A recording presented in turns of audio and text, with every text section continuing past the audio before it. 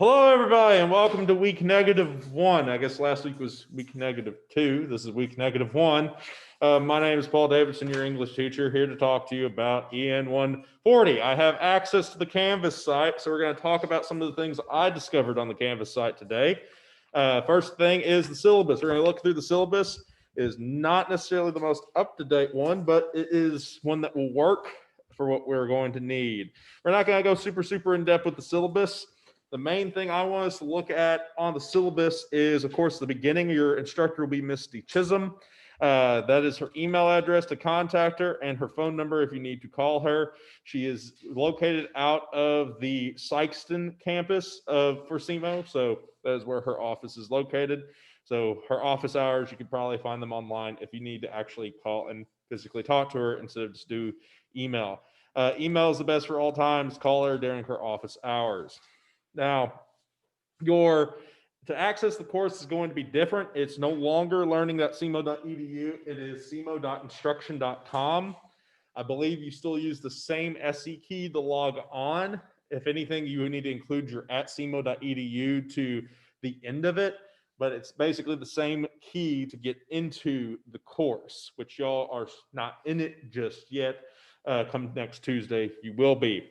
This is just a bunch of kind of like filler stuff that administrators force professors and teachers to put into their things, such as the prerequisites and whatnot. The thing I want us to scroll down to or flip to is, if you look on the next page, it talks about the different things we're going to do throughout the course. But I want us to go to the section 7 and 8, which is on the next page, where during this, of course, section 7 is talking about your textbook. Section 8 is going to talk about the different essays that you're going to be writing. So I've already kind of briefly talked about it, but now I actually know which 3 that they're going to have you do, or which 4 they're going to have you do. The rhetorical analysis that we have talked about, that will be your first essay, in which you analyze the writer's consideration of audience in persuasive writing. You have to identify the effective and ineffective uses of rhetorical appeals, such as ethos, pathos, logos, and kryos in persuasive writing. And you need to analyze the overall effectiveness of the author's argument, providing appropriate evidence to support such claims. This essay, of course, is the first one you'll write. It's fairly painted by numbers. It's actually not too bad to have to handle. I don't think it will be too bad for you, but if you have any questions, that's what we're going to be spending the first couple weeks covering. Then you're going to have a research argument. Keep in mind, the first one is 3 to 5 pages. I'd recommend having at least 4. That way you're in a nice, comfortable middle instead of just like barely getting 3. Have at least 4 so you have a nice, comfortable middle. The research argument is 3 to 6 pages. So once again, I'd say about 4 to 5-ish pages there. For the research argument, you're going to develop a thoroughly considered position on a topic, and you're going to identify opportunities to refute possible opposing viewpoints and appropriately integrate and cite sources in one's writing.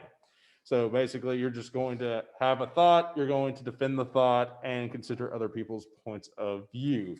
Then you have the annotated bibliography, which is a minimum of 10 sources. This is the big 10-pager I've been talking about to demonstrate the ability to navigate the research process, to analyze sources for credibility and relevance to the writer's position, and to summarize and to paraphrase and evaluate scholarly information in a topic. Like I said, the annotated bibliography looks scary on the outset, but once you actually get into it and once you understand how the beast works, it's not the most difficult assignment in the world, and it's the thing that saves most people's grades in here. That annotated bibliography is going to be helping you with a proposal argument. So your proposal argument should be about 6 to 10 pages, so at least 6 pages. To identify, you're going to identify a problem and offer a feasible solution to the problem. You're going to synthesize the source material and support a thoroughly considered position. To use logos, pathos, and ethos to support your position. You're going to anticipate and respond to multiple viewpoints in support of the position, and you're going to appropriately integrate and cite sources in one's writing. So that's the way that that's going to work. Those are the big papers you're going to be doing. Then you can look at the rest of the rubric on your own. That was just the main thing I wanted y'all to look at, was the different essays she actually has on her syllabus. The other thing I'm going to take y'all through is just kind of show y'all the Canvas site a little bit. So let me see if I can get the right one screening. Desktop 2. Yeah, there we go. That will work. I hope that y'all can see that. So here's how this basically is going to work. As soon as you log into Canvas, it actually is going to look like this. Your dashboard is what it's going to show. Instead of constructed course or under construction unpublished courses, it's going to be under currently enrolled in, and that's where every single one of your courses is going to be. You just click on the course. So let me go back over here, click on it, and that will take you into all this fun jazz. Now, there's a lot of different stuff over here, including where you can see all of your grades and whatnot. But the big thing that you're going to need to focus on, which mine looks a little bit different because I'm an instructor, is these modules. These modules are basically, here's what you need to do this week. And of course, we have the getting started, which we'll dive a little bit more in depth here in a second. But you'll have, of course, week 1, and underneath here is all the stuff that you'll need. You'll have the narrated lectures, you'll have the assignments, everything will be posted underneath this module that you'll have to complete. All right. Now, of course, if you're not a dual credit, this is just information that will be on Google Classroom. There is a piece of under Get Started that I wanted us to look at. So I believe it was this right here. Yes. The rubric and final exam.